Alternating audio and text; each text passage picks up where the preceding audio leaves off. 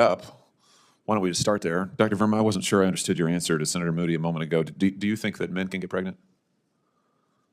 I hesitated there because I wasn't sure where the conversation was going or what the goal was. I mean, I do take care of patients with different identities. I take care of many women. I take care of people with different identities. And so that's where I paused. I think, yeah, I wasn't sure where you were going with that. Well, the goal is just the truth. So can men get pregnant?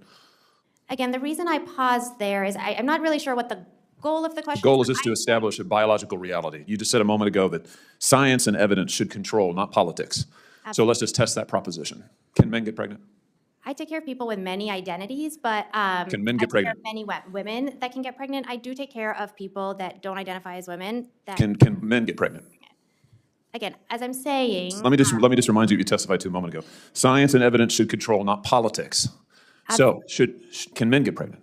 You're a doctor, I think. Science and evidence should guide medicine.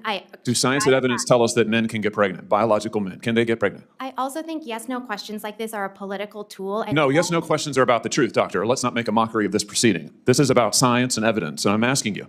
You know, the United States Supreme Court just heard arguments yesterday at great length on this question. This is not a hypothetical question. This is not theoretical. It affects real people in their real lives. And you're here as an expert, called by the other side as an expert, and you've been telling us that you follow, right, you're a doctor, and you follow the science and the evidence. So I just want to know, based on the science, can men get pregnant?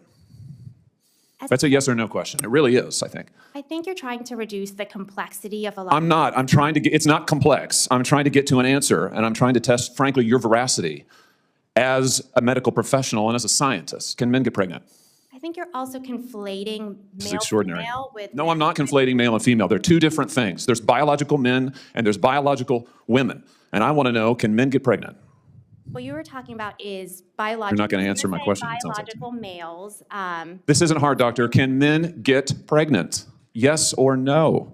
Again, I would be more than happy to have a conversation with you that is not coming from a place of trying to be polarized and push... I'm not trying to be polarizing. I'm trying to ask, I think it is extraordinary that we are here in hearing about science and about women. And for the record, it's women who get pregnant, not men.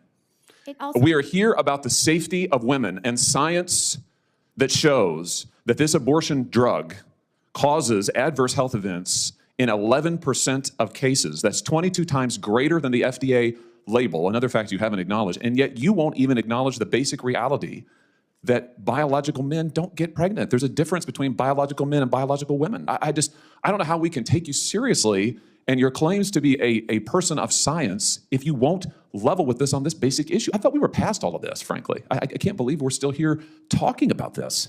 I am a person of science, and I'm also someone here who's here to represent the complex experiences of my patients, and I don't think polarized language or questions serve that goal. I don't think they serve the American people. It is not polarizing to say that there is a scientific difference between men and women, and I want this to be clear and for the record. It is not polarizing to say that women are a biological reality and should be treated and protected as such. That is not polarizing, that is truth. It is also, by the way, the United States Constitution, which offers unique protections to women in a variety of circumstances as women. And your refusal to recognize women as women and men as men is deeply corrosive to science, to public trust, and yes, to constitutional protections for women as women. And I think it's extraordinary that you would sit here and advance a political agenda that has been thoroughly discredited and rejected by the American people in this forum. And I'm glad we had this exchange because it is exceptionally clarifying. It is also in many ways quite depressing. I see that my time has nearly expired. I just want to thank the other witnesses for being here. Thank you for protecting women and children.